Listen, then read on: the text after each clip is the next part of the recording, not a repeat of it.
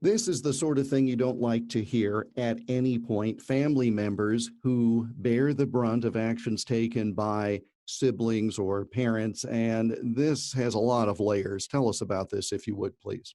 You're talking about the federal judge story, I take it. Yeah.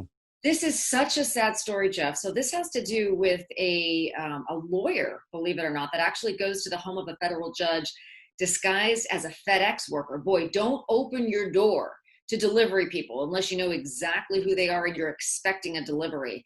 The door is opened by the judge's son. He's shot dead. The husband comes up the stairs. He is shot multiple times. He's in the hospital undergoing surgery as we speak, no doubt. And this is one of those cases where the first thing they do is they look for a motive.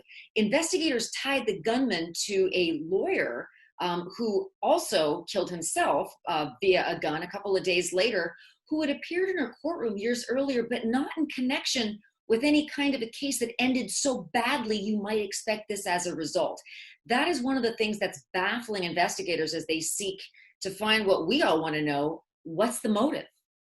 And you're right. We often think of defendants in a case, litigants in a case. Rarely do we think of the lawyers. But again, this was someone, as I understand it, who was a bit of an activist, but not directly tied to this particular judge. And again, it just, with him committing suicide and apparently not leaving any documentation, the motive is really, we're at a loss still, right?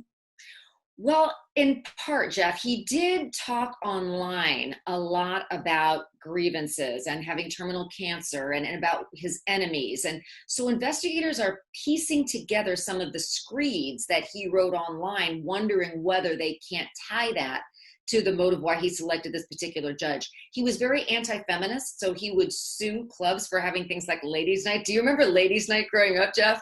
I mean, We still have it. We still have ladies' oh nights. gosh, I can't believe we got in free, we got free drinks.